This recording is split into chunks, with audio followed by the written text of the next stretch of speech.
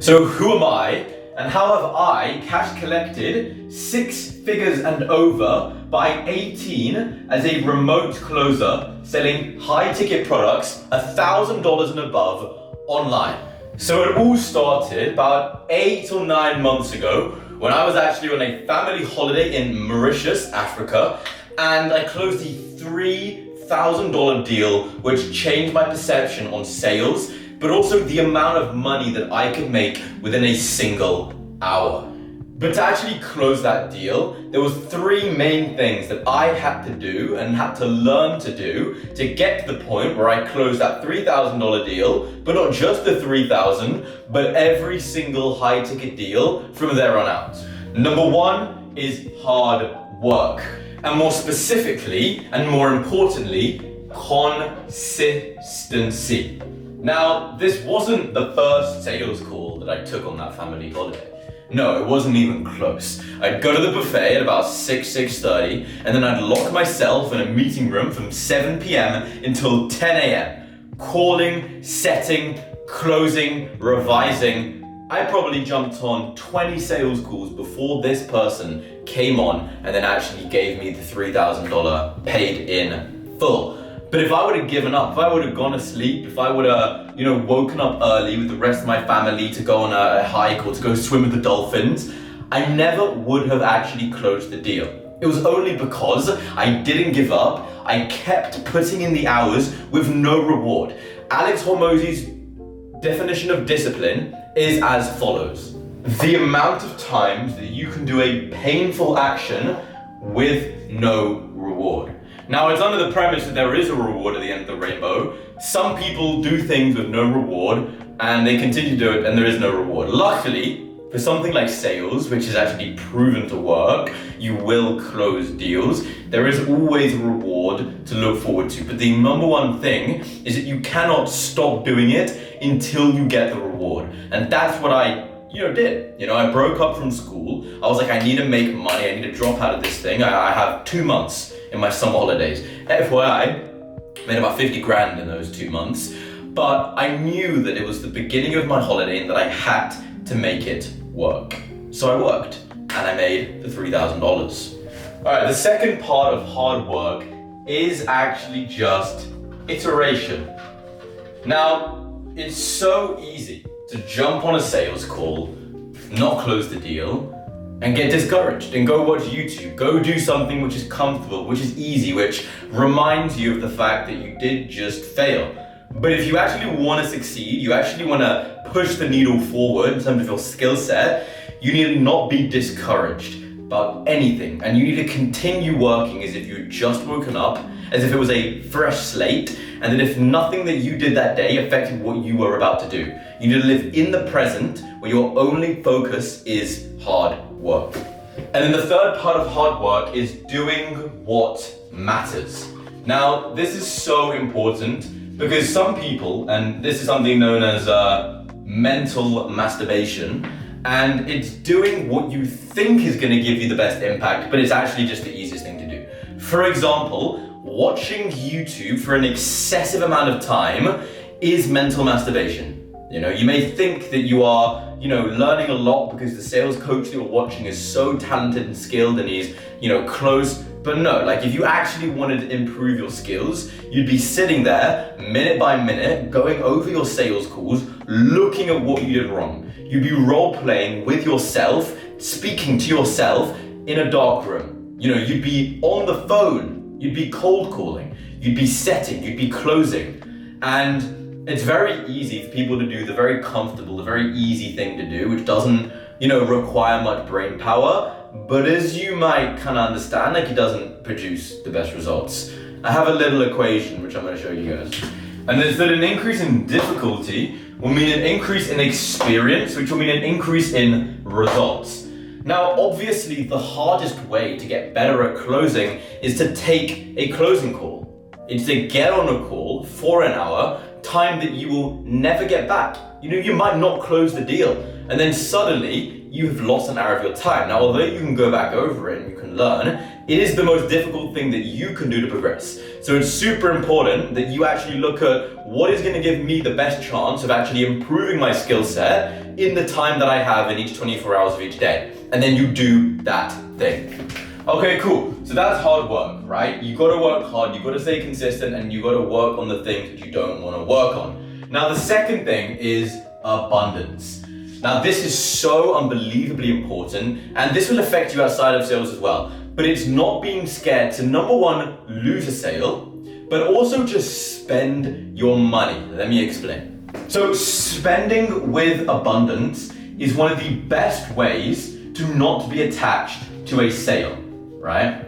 And if you're in a constant mindset of, I don't need this money will come to me when it comes to me, I'm an elite closer, I can make money whenever I want, wherever I want, doing whatever I want, all I have to do is open up my laptop and I can make, $2,000 for example. If you are in that mindset and then your actions reflect it, right? Let's say you want to go and you want to buy something, you buy it.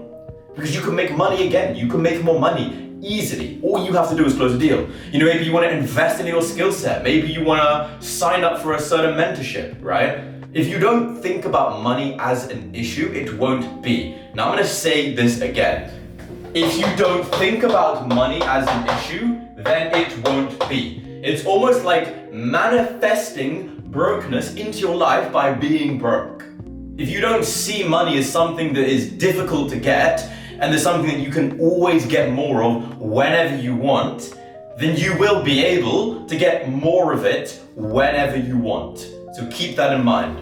And the next one is detachment from the sale. Now, this is abundance on the actual sales call, and it's important for you as a salesperson so you don't lose your mind, not closing deals, driving yourself insane. But the other side of the coin is that when you are detached from the sale on the sales call, your prospect will also realize, right? Especially when you're pre-handling, or if you need to take back the frame, giving people an ultimatum, saying something like, brother, I'm really here to have a productive conversation. It's like what I do all day. All the guys that are in my program now that have gotten the best results have got to where they are because I was able to actually diagnose and give them a solution which is tailored to what they need. So I take these calls instead of just telling you the price in an email because I like to have a productive conversation with someone that I'm planning on to work with maybe 1, 2, 3, 4, 5, even 6 months ahead. So it's like, can we have that productive conversation or should I just jump off the code now?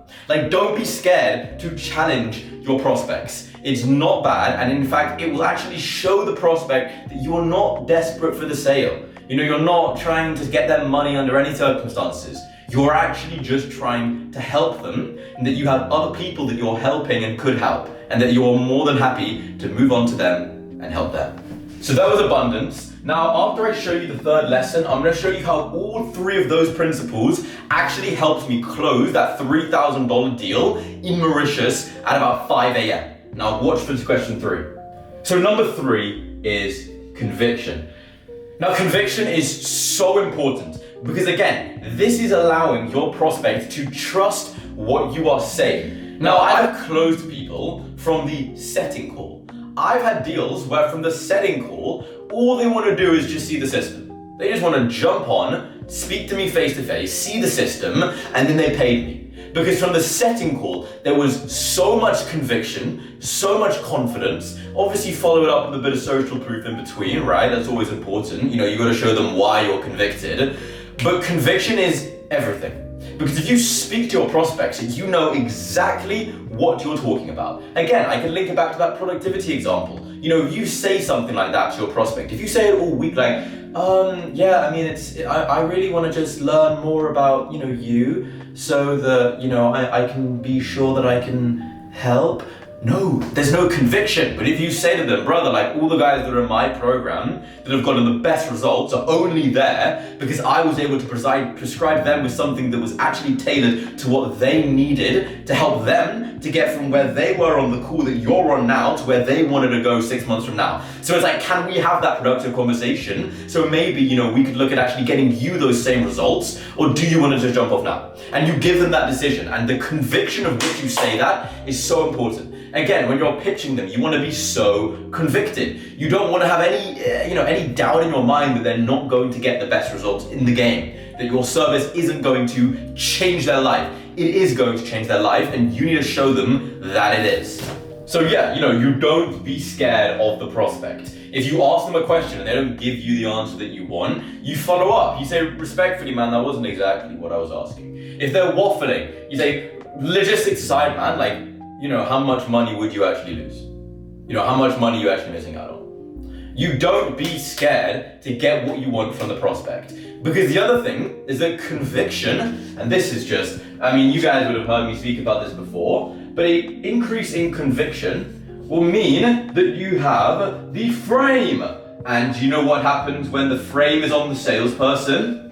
When the frame is on the salesperson and the salesperson has something the prospect wants because it's a good product, it's a great formula. I'm going to show you it. And it's the frame, which is built by obviously rapport, but conviction will also ensure that the frame stays on you, plus leverage, which is a direct relation of a good product, right? Something that the prospect needs. Now, most of the time, you have that leverage in the first few seconds of jumping on because it's why they jumped on. And then what that really will mean is that you make a fuck ton of money. Bagloads. Now, let me show you how all three of these principles actually apply to that sales call that I had in Africa.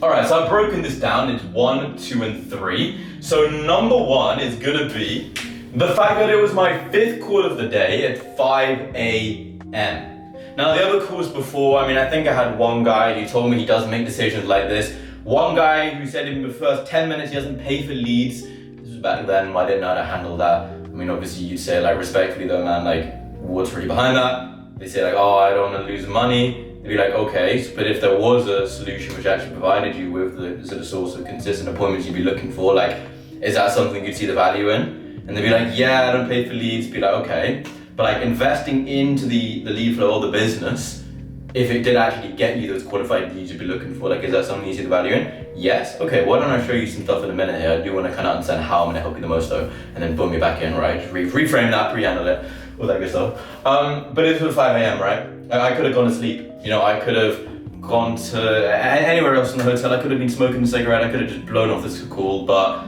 I knew how important it was to keep working, and I did keep working, and as a result, I saw great results. Number 2. And this was something that I actually said when I joined the call, is that sort of pattern interrupt which I talk about.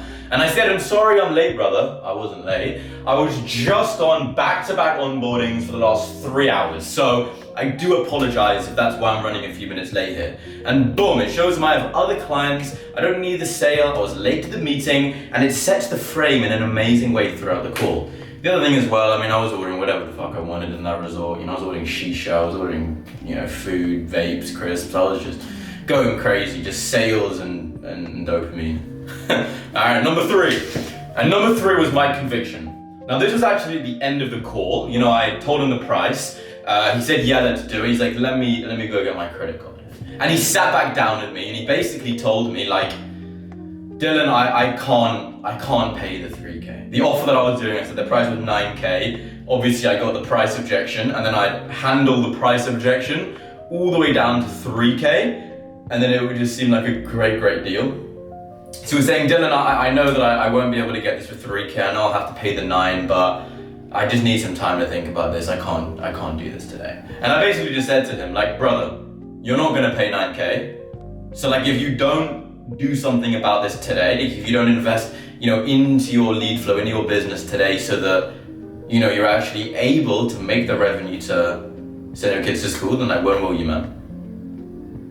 And I just looked at him, straight in the lens, my Windows laptop. I didn't blink. He sighed and he paid. As simple as that. So never be scared to really just show that you mean what you fucking say. If I was all hitty-ditty with it, if I was maybe if you jump off this call, you might get the lead flow, but also what if you don't get, that would probably still work out well. But you could, it's not in my blood, but you could say some stupid shit, you could be so reserved and it would have no impact. But if you just tell them, like, brother, like, if you don't do something about this today, like, you're not gonna get to where you wanna go, like, how does that make you feel? What are you actually gonna do about that? It'd be very, very hard for them to not do anything. So if you genuinely got any value from this at all, follow me on IG, it's Dylan Lieberman, and I'd love to send you over some free stuff I got cooking.